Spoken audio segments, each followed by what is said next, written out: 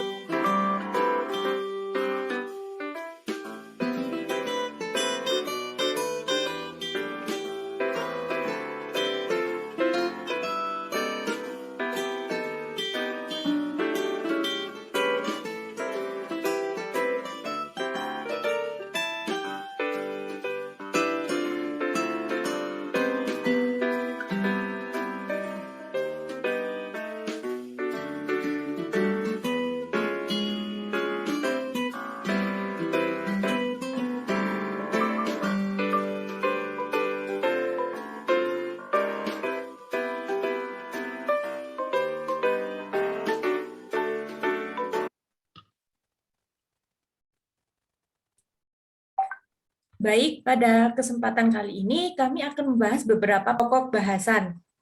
Yang pertama yaitu pengertian organisasi publik dan swasta, kedua tujuan organisasi publik dan swasta, ketiga perbedaan dan persamaan organisasi publik dan swasta, keempat barang, jasa, dan sumber daya kepemilikan, kelima struktur organisasi, keenam pengambilan keputusan, ketujuh budaya organisasi, dan yang kedelapan kepemimpinan dan manajemen.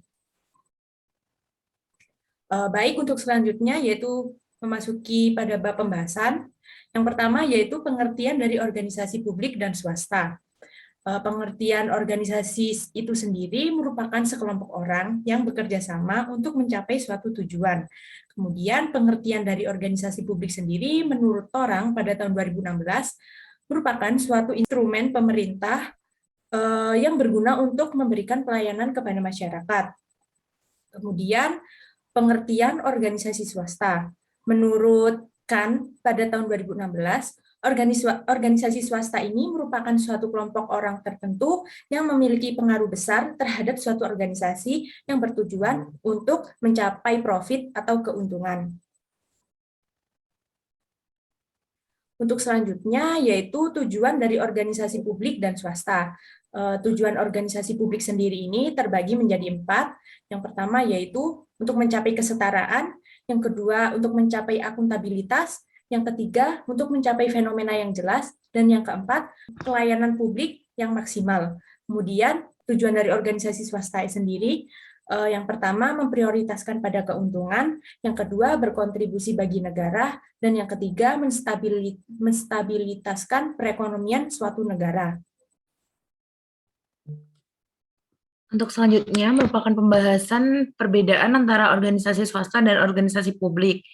Organisasi publik dan swasta memiliki karakteristik yang berbeda dengan keduanya sehingga menimbulkan perbedaan pula pada aspek-aspek lainnya.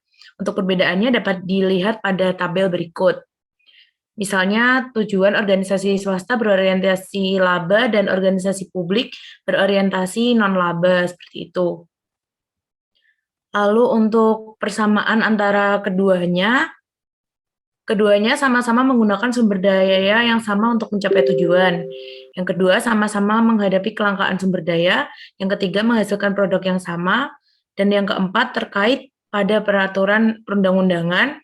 Dan selanjutnya, proses pengendalian manajemen termasuk manajemen keuangan pada dasarnya keduanya sama.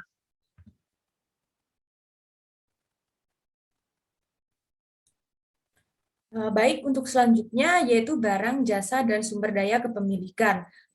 Barang, jasa, dan sumber daya kepemilikan ini terbagi menjadi 4. Yang pertama itu yaitu barang dan jasa organisasi swasta, yang kedua barang dan jasa organisasi publik, yang ketiga kepemilikan sumber daya organisasi swasta, dan yang keempat kepemilikan sumber daya organisasi publik. Yang pertama yaitu barang dan jasa organisasi swasta. Ini terbagi menjadi 2. Yang pertama excludable. Excludable ini merupakan suatu kondisi di mana kepemilikan barang dan jasa ini menyebabkan orang lain ini tidak dapat menggunakan. Kemudian rival itu sendiri merupakan suatu kepemilikan barang dan jasa yang mengakibatkan penggunaannya ini semakin berkurang akibat adanya penggunaan dari orang lain. Kemudian barang dan jasa organisasi publik itu rata-rata mendominasi masyarakat karena adanya karakteristik non-persaingan.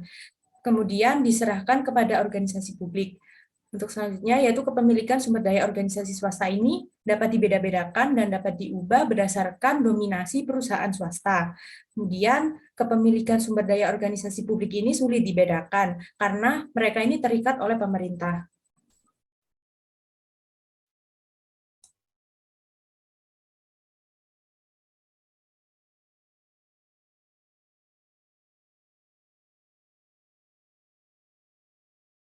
Selanjutnya ada faktor-faktor yang mempengaruhi struktur organisasi. Di sini faktor yang mempengaruhi struktur organisasi yang pertama yaitu ada lingkungan organisasi, yang kedua strategi, yang ketiga sosial, dan teknologi. Next.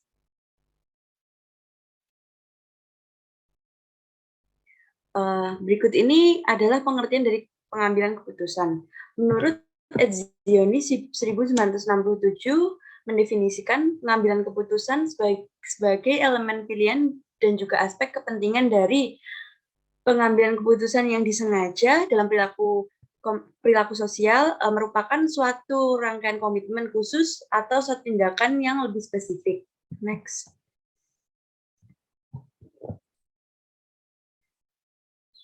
Berikut ini ada model-model dari pengambilan keputusan. Yang pertama ada model rasional, yang kedua ada model keranjang, yang ketiga ada model inkremental, dan yang keempat ada model tong sampah. Model-model tersebut dilaksanakan sesuai dengan organisasi yang telah ditetapkan. Selanjutnya ada struktur organisasi. Di sini struktur organisasi dibagi menjadi 2, yaitu struktur organisasi mekanistik dan juga organik.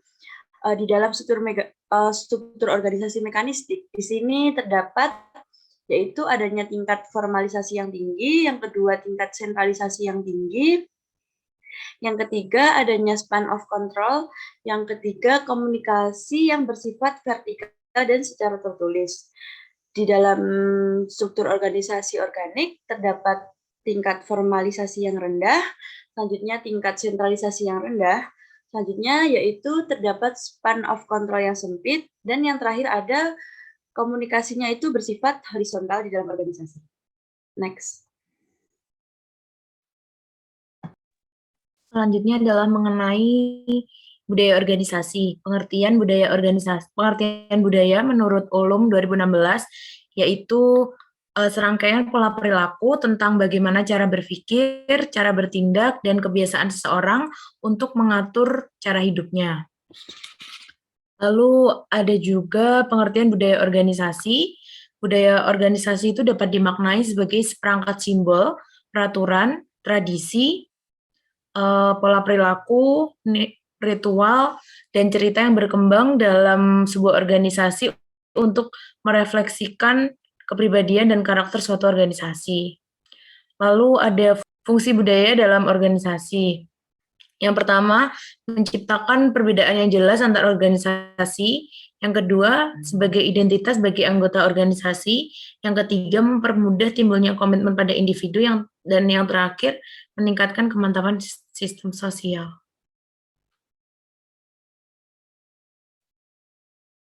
Untuk bahasan selanjutnya adalah tentang kepemimpinan dan manajemen. Kepemimpinan dan manajemen ini merupakan 2 hal yang berbeda.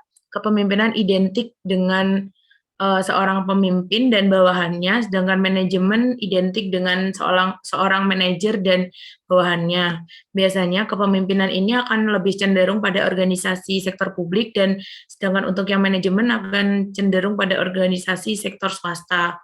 Untuk perbedaan antara keduanya dapat dilihat pada tabel berikut.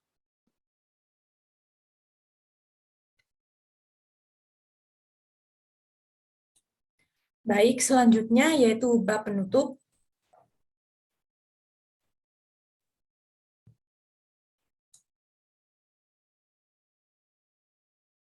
Kesimpulan dari pokok pembahasan kita di atas, yang pertama yaitu organisasi publik dan swasta ini memiliki perbedaan dan kesamaan.